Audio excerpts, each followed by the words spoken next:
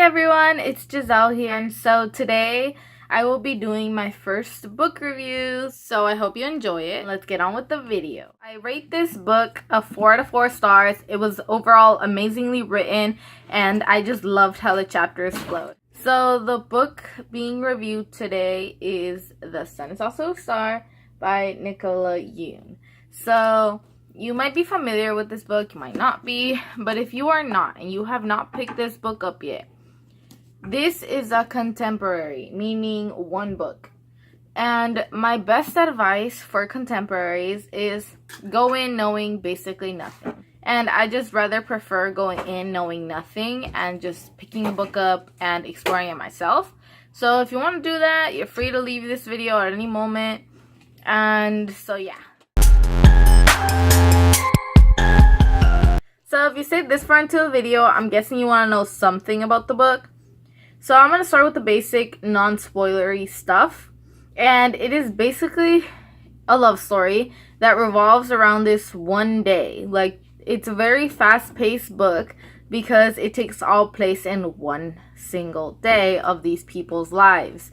It goes on with 2 points of view, Natasha and Daniel, and they both have very different outlooks on life. So it's nice to see how that affects the story along the way. So now for the spoil section. So basically, my favorite part was how Daniel and Natasha really have different points of view and outlooks on life. Like, overall, Natasha is here like the scientist, and she believes all the facts. I just really love how her character is really unique, and it just kind of works for her. But another thing I like is Daniel's point of view, because he's kind of just like wanting to be a poet. And he's like super positive all the time. Something else I liked is the background in their families, because both of them have like something going on, and it just shows you that everybody has something in their life that they're dealing with.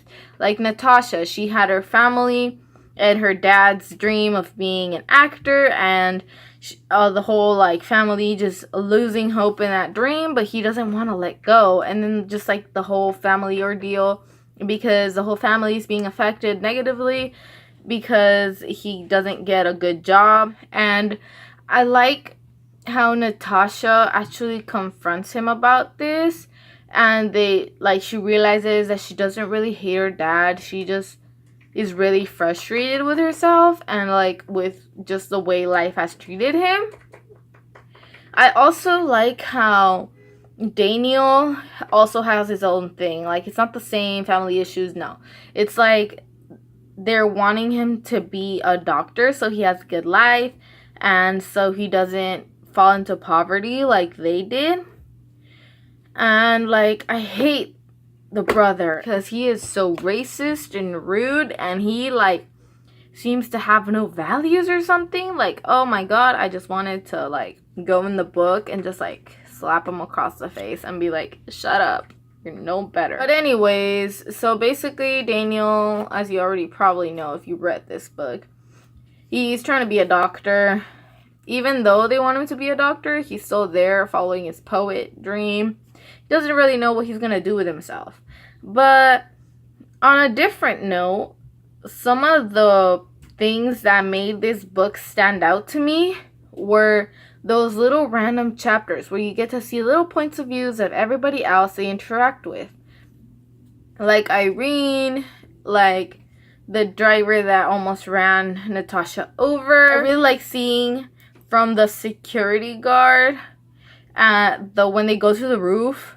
I really like seeing that little chapter about it, because it really shows how Natasha reminds him of his wife, and it just kind of aids him in the right direction to meet and interact with these people.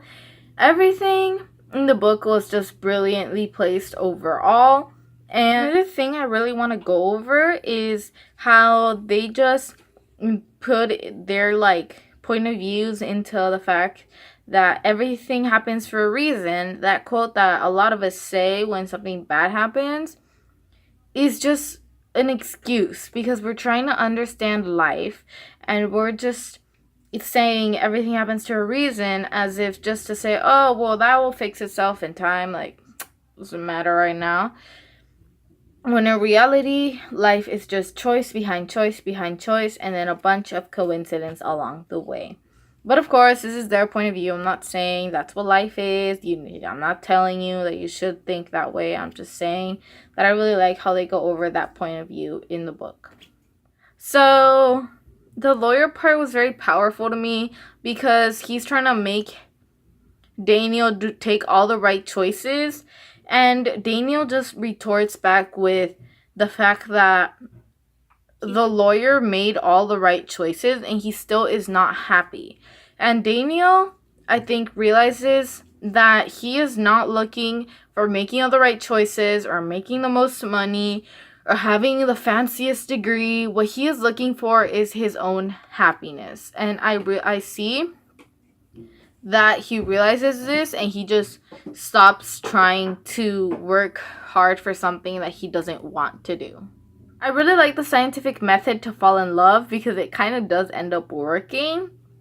And it's just a very interesting way to just test out a theory and go her way but also go his way, because we're going her way by being a method and we're going his way because he believes love is real.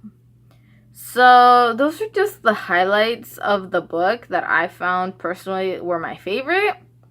But of course, there's many other things, and I didn't spoil like the whole book. So hey, if you watch this and didn't read the book, honestly, go pick it up. You won't regret it. I would just like to say, go follow at Michelle101 _ in the middle, because she is having a DIY slime being made, and this is the result, and it's really nice. So that's all I got for this book review. Hope you liked it. It's my first attempt, so I'm getting used to it, and hopefully the next one I'll be better and I will just keep improving over time. Anyways, I hope you liked this video. So yeah, thanks for watching and I'll see you guys next time.